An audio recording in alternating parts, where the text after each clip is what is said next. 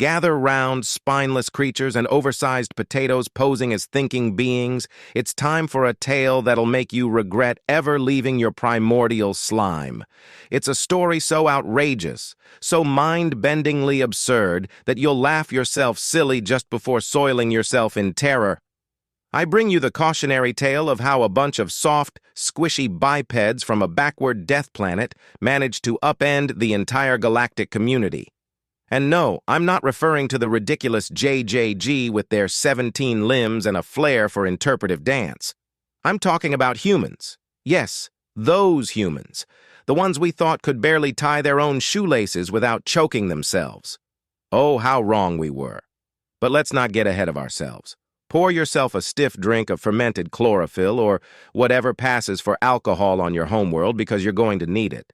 Our story begins as all great disasters do, with an apparently harmless event, the grand opening of the Galactic Federation's newest, most prestigious research facility, the Harmonious Accord for Progressive Science, or HAPS for short. Yeah, we really nailed that acronym, didn't we? Located on the scenic world of Zenith Prime, HAPS was meant to be the crown jewel of interspecies collaboration, a place where the brightest minds across the cosmos could unite to solve the universe's biggest mysteries. Like why the grillnecks insist on communicating solely through interpretive flatulence, or how the Sinsin managed to reproduce while being allergic to physical contact. The facility itself was an engineering marvel, a gleaming spire of crystalline alloys and pulsing energy fields stretching toward the twin suns of Zenith Prime. Its labs boasted technology so advanced it made a faster-than-light drive look like a child's wind-up toy. The computational power housed there could simulate entire universes, presumably to figure out which ones wouldn't implode from some cosmic joke. The advances made here will propel us into a new era of enlightenment and prosperity, declared High Counselor ZNX during the ribbon-cutting ceremony. And by ribbon I mean the complex chain of pheromones that served as formal declarations for the Zzz. The dignitaries, scientists, and various hangers-on all bobbed their appendages in agreement, each imagining the glory and accolades they were sure to receive. Little did they know this new era would involve much more screaming, explosions, and property damage than anyone had expected. But again, I'm getting ahead of myself. Let's rewind. It all started when the renowned Dr. Katu Barad from the Neptunian Science Academy proposed a groundbreaking experiment, the creation of a stable wormhole capable of instantaneous travel between galaxies. Ambitious, definitely. Potentially catastrophic? Absolutely. But did that stop us? Of course not. We're scientists. We laugh in the face of danger. Though, in hindsight, maybe we should have treated danger to a nice dinner first. Dr. Klat Barada was a legend in his field, which, considering he was a gelatinous mass of semi-sentient protoplasm, was quite an accomplishment. He held 13 PhDs, 4 of which were in fields he invented. His tentacles had tentacles, and rumor had it that each sub-tentacle was smarter than the average graduate student. When he presented his plan to the HAPS board, the room fell so silent you could hear a neutrino drop. The audacity of the idea made even the most jaded bureaucrats sit up.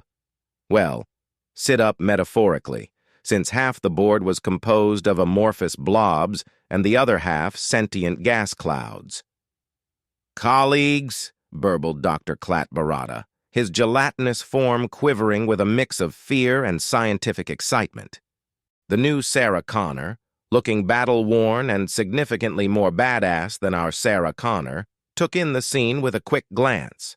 Then, without missing a beat, she marched up to her doppelganger and grabbed her by the lab coat. "Listen to me if you want to live," she growled, her voice carrying the weight of countless battles and temporal paradoxes. "In about 10 seconds, a T-1000 is going to come through that portal. When it does, hit that big red button." Our Sarah Connor, demonstrating that unique human ability to adapt to absurd situations, just nodded. "The one labeled 'Do not push under any circumstances'? That's the one." Right on cue, A silvery, liquid metal form began to emerge from the wormhole. The assembled alien scientists, already at their wits' end, collectively lost what remained of their minds. But our Sarah Connor, bless her reckless human heart, didn't hesitate. She slammed her hand down on that big red button like it owed her money. The resulting explosion, well, let's just say it redefined our understanding of the term kaboom. The wormhole collapsed in on itself, taking the T-1000 with it. The lab was in ruins, and every piece of scientific equipment within a 5-kilometer radius was now little more than very expensive confetti. As the dust settled and the ringing in our ears, or equivalent sensory organs, subsided, we all turned to stare at the two Sarah Connors. The badass version gave a nod of approval before promptly vanishing in a crackle of temporal energy. Our Sarah Connor, her hair singed and lab coat smoking, looked around at the devastation. Then, in true human fashion, she said something that would forever change the course of galactic history. "So, who wants to help me write this up for the ethics committee?" And just like that, the legend of the Death Worlders grew. In one fell swoop, Dr. Sarah Connor had 1. Created the galaxy's first stable wormhole. 2. Made first contact with an alternate timeline. 3. Saved us all from a killer robot from the future. 4. Destroyed billions of credits worth of equipment. 5. Violated at least 157 different safety protocols. It was, in short, the most human thing any of us had ever seen.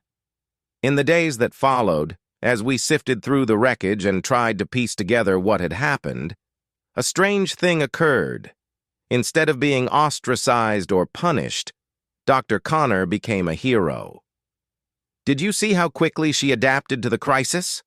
gushed Dr. Zixnax, the same scientist who had been certain of their doom just days earlier. "The way she didn't even question the appearance of her alternate self." "Remarkable!" marveled Dr. Clatbarada, his tentacles waving with excitement. "And that explosion, simply magnificent," burbled the junior researcher, who had to be reminded that we weren't supposed to be impressed by the property damage. It seemed that in the face of certain doom, the very traits that made humans so terrifying, their recklessness, their adaptability, their absurd luck, were suddenly seen as assets. The Galactic Federation, in its infinite wisdom, or perhaps infinite fear, decided that the best way to deal with humans was to give them more responsibility, not less. After all, who better to handle galaxy-threatening crises than the species that seemed to attract them like moths to a flame? And so, in a move that would make any sane species question the very fabric of reality, humans were put in charge of the Galactic Crisis Response Team. Oh yes, brilliant idea. Let's put the murder monkeys from the Death World in charge of saving us all. What could possibly go wrong? But here's the real kicker. The punchline to this cosmic joke. It worked. In the years that followed, humanity faced down threats that would make the average alien soil their exoskeleton. Rogue AI uprisings? Humans turned them into an existential crisis. Invasion of psychic space squids? Humans introduced them to calamari. The heat death of the universe? Some human with bad hair and worse fashion sense figured out how to relight the stars. Each crisis, each potential apocalypse, was met with that uniquely human blend of innovation, audacity, and sheer dumb luck. And every time, against all odds, and often in direct violation of the laws of physics, they pulled through. The rest of us watched, caught between awe and terror, never quite sure if we should be applauding or running for our lives. "I've seen things you people wouldn't believe," one grizzled veteran of the Galactic Crisis Response Team told me, his eye stalks twitching with barely suppressed PTSD. "Attack ships on fire off the shoulder of Orion. I watched C-beams glitter in the dark near the Tannhäuser Gate. All those moments will be lost in time, like tears in rain, because some human decided to spice things up with an antimatter fireworks display. But perhaps the most terrifying thing of all? We started to rely on them, to expect them to pull off the impossible, to save us from ourselves in this vast, uncaring universe. And they did. Time and time again, they did. Take, for instance, the Great Yogurt Uprising of 2785. A routine terraforming operation on Gamavorum 4 went horribly wrong when a genetically engineered strain of probiotic bacteria gained sentience and declared itself the supreme life form of the galaxy. Within days, the entire planet was covered in a writhing mass of hyper-intelligent dairy products. The Galactic Federation was in full panic mode. Our greatest minds were stumped. How do you negotiate with a civilization that communicates through fermentation? What do you do when your enemy can literally seep through the cracks in your defenses? Enter Lieutenant Commander Dave Johnson, a human whose service record was a mix of commendations for valor and reprimands for excessive creativity in the face of regulations. His solution? He challenged the yogurt overlord to a dance-off. Yes, you heard that right. A dance-off to save the galaxy. For 3 days and nights, Johnson breakdanced his way through every cheese-based counter-argument the yogurt overlord could throw at him. By the end, he not only convinced the dairy despots to stand down, but also negotiated a trade agreement that made Gamavorum the #1 exporter of artisanal space yogurt in the quadrant. When asked about his unorthodox tactics, Johnson just shrugged and said, "Hey, if it's stupid but it works, it isn't stupid." That became something of an unofficial motto for the human members of the Galactic Crisis Response Team. And let me tell you, they found plenty of stupid things that worked. There was the time they stopped a black hole from devouring a star system by feeding it an entire planet's worth of leftover fruitcake, or the incident with the time-traveling space pirates, which was resolved with nothing more than a karaoke machine, 3 rubber ducks, and a strongly worded letter to the pirates' future selves. And let's not forget the quantum quandary of Quasar QX9, where a human physicist managed to unravel a reality-warping anomaly armed with nothing but a whiteboard, a 6-pack of energy drinks, and what she called her lucky quantum entanglement socks. With each improbable victory, each logic-defying solution, the legend of the Death Worlders grew. Across the galaxy, their reputation preceded them. Hostile alien species would hear that humans were on their way and immediately surrender, deciding that whatever the humans had planned was likely worse than anything they could imagine. And they weren't wrong. So here we are, at the end of our tale. The universe is a little more singed around the edges, a bit more chaotic but still spinning. And at the heart of it all? Humans. Those ridiculous, terrifying, awe-inspiring Death Worlders. As for Dr. Sarah Connor, last I heard she was heading up a new project, something about preemptive crisis management and punching paradoxes in the face. Why wait for the universe to try and kill us when we can go out there and kill it first? She was quoted as saying at a recent press conference, grinning like a maniac and brandishing what suspiciously looked like a time-traveling toaster. And you know what? Part of me almost pities the universe. It has no idea what's coming. So there you have it, folks. The story of how a single human, through a mix of brilliance and blunders, proved once and for all that Death Worlders are indeed the most dangerous species alive. Not because they're stronger, faster, or smarter than the rest of us, but because they're just crazy enough to try the impossible, and lucky enough to pull it off. And to think some of us were worried about them discovering faster-than-light travel. Turns out, we should have been more concerned about them figuring out how to weaponize Murphy's Law. As for the rest of us non-humans, we've learned to adapt, to expect the unexpected, and to always keep a spare set of underwear handy. Because in a universe where humans are in charge of saving the day, you never know when you might need it. Now, if you'll excuse me, I have retirement papers to file. I hear there's a nice quiet planet in the Andromeda galaxy where nothing ever happens. With any luck, the humans won't find it for at least another millennium. Who am I kidding? They'll probably show up next Tuesday. But wait, Our story's not quite over yet, for as I sit here recounting these tales of human insanity and improbable heroism, my comm unit begins to buzz. It's the Galactic Crisis Hotline, of course, with a sigh that could move mountains. If I were on a planet with significantly lower gravity, I answer the call. Galactic Crisis Hotline, how may I direct your call? Help! Our sun is about to go supernova! A panicked voice screeches through the speaker. I resist the urge to bang my head against the nearest solid surface. Instead, I take a deep breath and fall back on years of crisis management training. Have you tried turning it off and on again? There's a pause on the other end. What? No! How would we even— All right, I interrupt, already knowing where this is going. I'll send a human.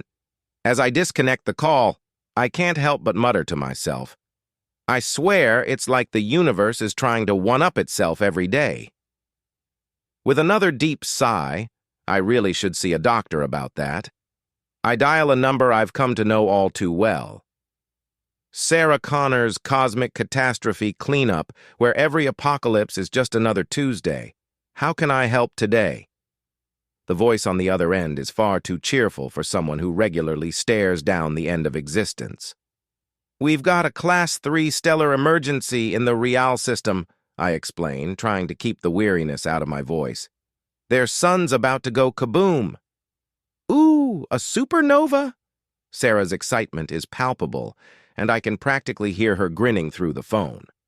I haven't dealt with one of those since breakfast.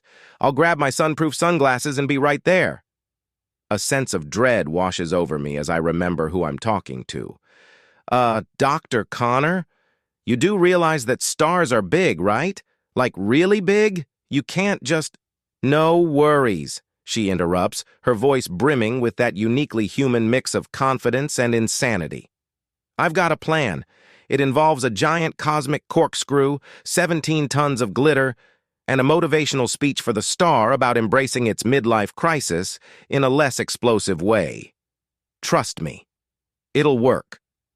I pause for a long moment, considering my life choices and wondering if it's too late to evolve into a silicon-based life form. I don't even want to know. Just try not to blow up any nearby solar systems this time, okay? Sarah's laughter rings through the speaker. No promises, but hey, that's half the fun, right? Connor out.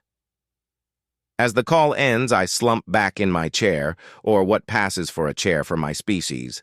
I really should have retired to that quiet planet in Andromeda when I had the chance, but the universe, it seems, isn't done with me yet. Another call comes through, and with the resignation of someone who knows they're in a cosmic comedy, I answer. Galactic Crisis Hotline, your one-stop shop for averting doom and disaster. How may we save your day? The voice on the other end is panic-stricken, bordering on hysteria. You've got to help us. We're being invaded by— I don't even know what they are. They look like floating jellyfish, but they're armed with— Are those spatulas? My antennae stand up in alarm. Wait, did you say spatulas? Oh no, not them. You know what these things are? The caller's voice is a mix of relief and renewed terror. I close my eyes, wishing I didn't. I was hoping I'd never hear of them again. They're the Flapjack Armada, the most feared breakfast-based conquerors in the galaxy. What now? Look, I say, trying to keep my voice steady. It's a long story involving a misunderstood recipe book and a very literal interpretation of universal breakfast. Just hold tight. I'm sending our best human, and maybe a really big bottle of syrup. As I hang up, I realize I'm going to have to make another call, one I'm already regretting. Connor, I shout into the communicator as soon as the line connects. Forget the supernova. We've got a code waffle. I repeat, code waffle. There's a muffled sound on the other end, and when Sarah speaks, her voice is garbled, as if she's talking with her mouth full. Did you say waffle? I love waffles. Count me in. As I end the call, I can't help but facepalm so hard that the sound echoes through the cosmos. And as I sit there, contemplating the absurdity of a universe where breakfast foods are a galactic threat and humans are our best hope for survival, I can't help but laugh. Because in the end, that's what humans have taught us. In a universe full of terror and wonder, of unimaginable beauty and incomprehensible danger, sometimes the best thing you can do is laugh, and then get to work saving the day, armed with nothing but your wits, your courage, and maybe a really big bottle of syrup.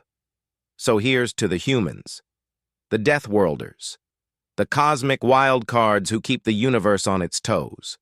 May their coffee always be strong, their luck always hold, and may they always be there when we need them most, even if we kind of wish they weren't.